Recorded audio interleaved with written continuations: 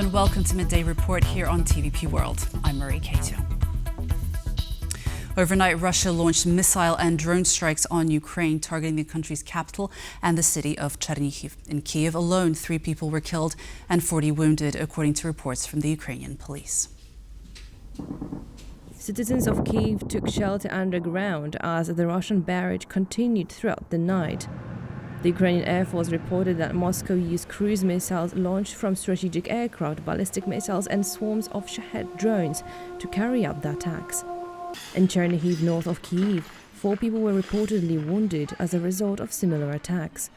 According to the first estimates, at least 14 explosions were heard throughout the city during the night. After a series of overnight attacks on Ukraine targeting multiple cities such as Lviv and Kyiv, Ukrainian President Volodymyr Zelensky took to social media to condemn the attack and call for the West to hold Moscow accountable for its actions. In total, over 400 drones and more than 40 missiles, including ballistic missiles, were used in today's attack. 49 people were wounded. Unfortunately, the number may increase. People are reaching out for help. As of now, 3 deaths have been confirmed. All of them were employees of the State Emergency Service of Ukraine. My sincere condolences to their families. All the necessary services are now on the ground, clearing the rubble and conducting rescue operations. All damage will definitely be restored. In a discussion about the impact of sending weapons to Ukraine, Ruben F. Johnson, research fellow at the Kazimir Pulaski Foundation, explained how such support not only strengthens Ukraine's defense, but also boosts the defense industry in NATO countries. Here's what he had to say. When we say we're sending X hundred million or X billion dollars worth of military aid to Ukraine, what does that really mean? It means we're taking hardware off the shelf, out of stocks that we've already produced, and it gets sent to Ukraine. And then that money actually never gets to Ukraine, a lot of it. It just stays in America. It stays in America to build new hardware to replace the stocks that have been sent to Ukraine already. So what are we doing? We're giving ourselves more money. We're paying for American workers to work extra shifts on production lines to build more Javelins or more MSC Patriot air defense system missiles or build F-16, whatever it is.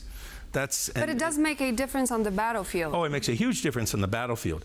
But the reason I bring this up is that people keep saying, why are we sending all this money, written in inverted commas, to Ukraine? It's not going to Ukraine. It's going to American and NATO nation defense companies to build more hardware. Starting June 6th, the EU is reinstating tariffs on Ukrainian grain and other key agricultural exports, a move that has stirred controversy, especially among East European countries. This marks the first time since the invasion that trade barriers between Ukraine and the EU will be fully restored. In response to mounting pressure from Eastern European countries like Poland and Hungary, the European Union will reinstate tariffs on Ukrainian agricultural goods after a temporary suspension that began in 2022.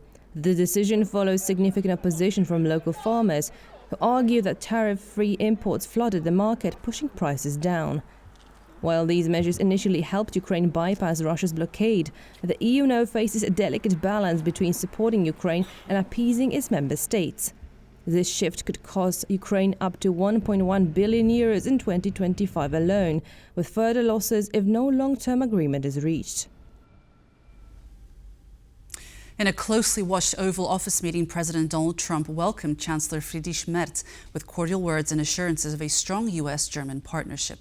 The discussion was mostly led by Trump, who praised Germany's increased defense spending and addressed the ongoing conflict in Ukraine.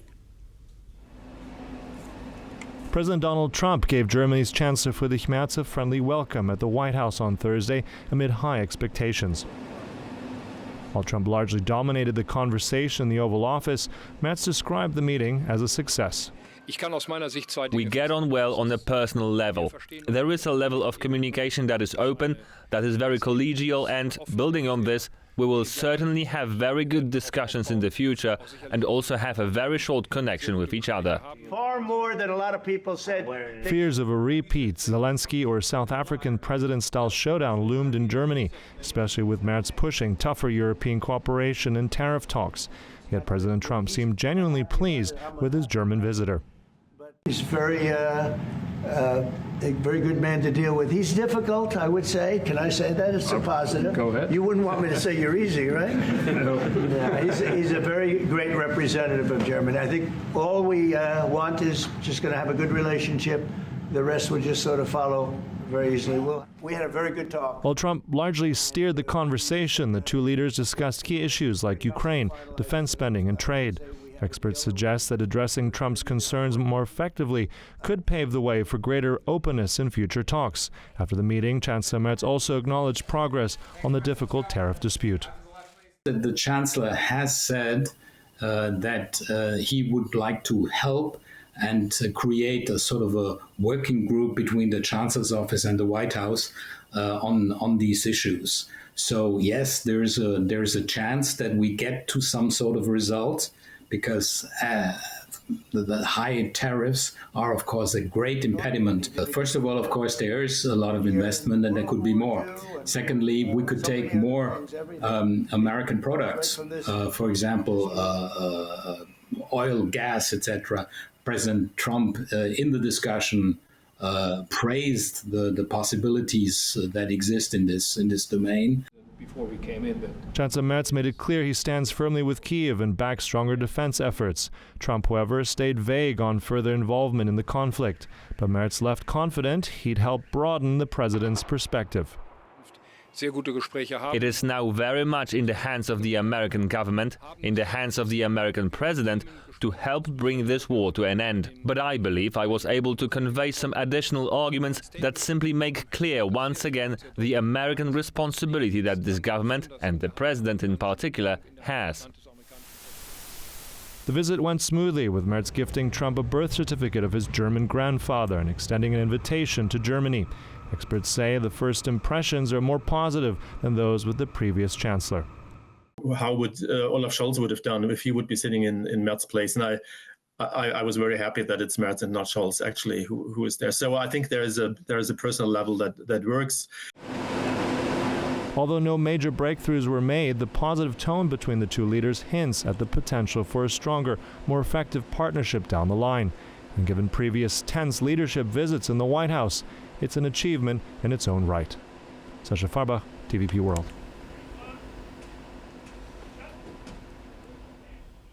Following his visit to Washington, German Chancellor Friedrich Merz discussed the ongoing cooperation between Germany and the United States, highlighting the importance of the transatlantic relationship despite challenges like American tariffs.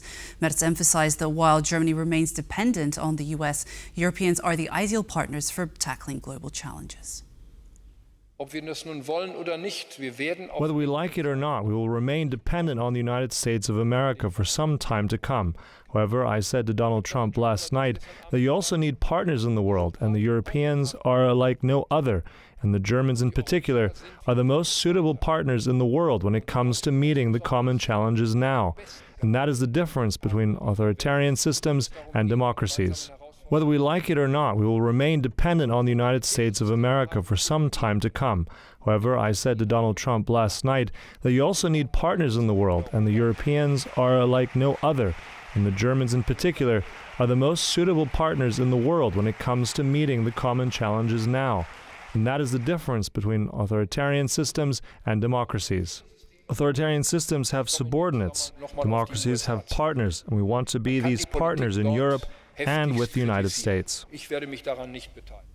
The rector of the University of Novi Sad, Dejan Mladic, has strongly condemned a violent attack on students in a Belgrade dormitory, calling it a shameful and unacceptable act against young people who simply want to study. In a public statement, Mladic expressed deep concern over the incident in which a group of students assaulted 3 top-performing students from the universities of Novi Sad and Belgrade.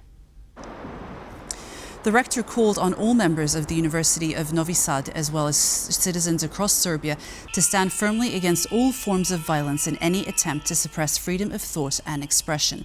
Novi Sad, with a population of more than 90,000 in northern Serbia, is home to several universities whose students have staged blockades since November last year, following the deadly awning collapse at Novi Sad train station, killing 16.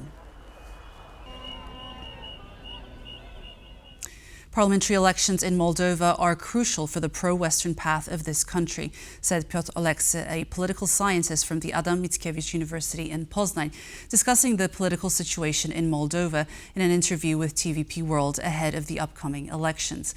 Oleksy explained that the elections are vital for Moldova's future alignment with the West, particularly in light of Moldovan Prime Minister Račan's warning that Russia could potentially deploy 10,000 troops in Transnistria.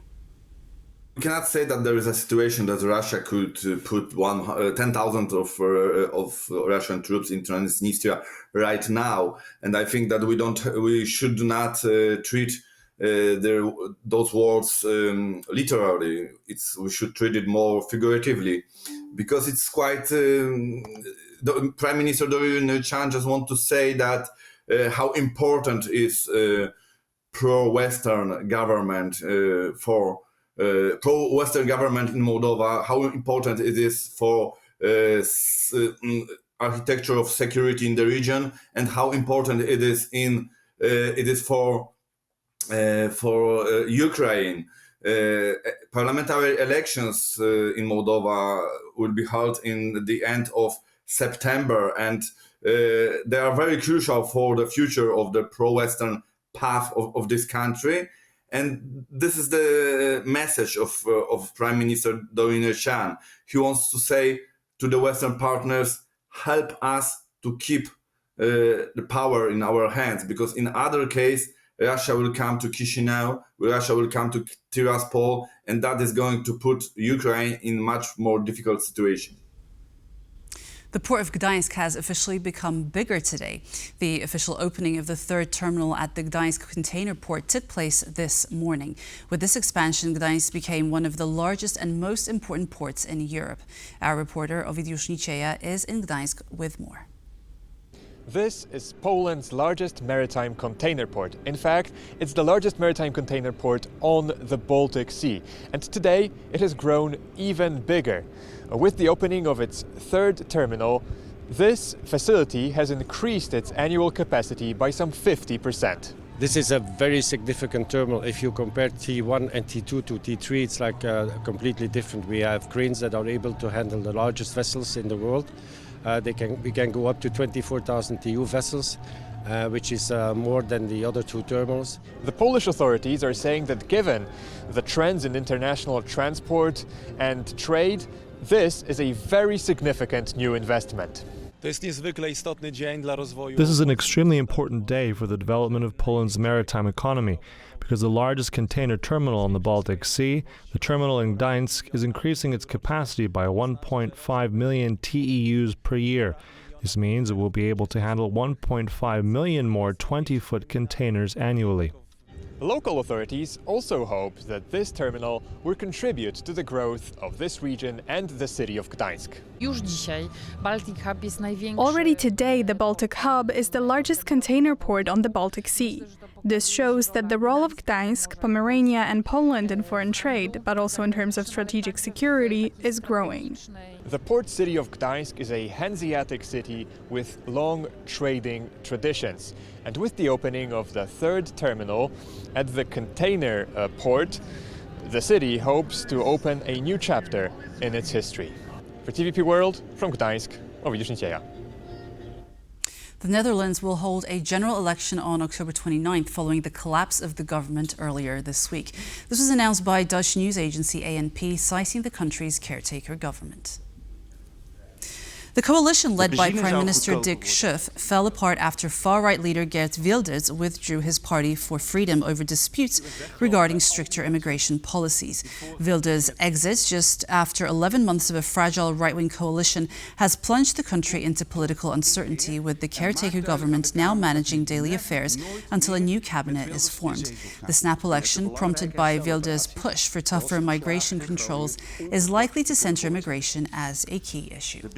Goedkoper worden. Het eigen risico zou volledig afgeschaft worden. And this brings us to the end of Midday Report here on TVP World. Thank you for joining us, and stay tuned for more on TVP World. Goodbye.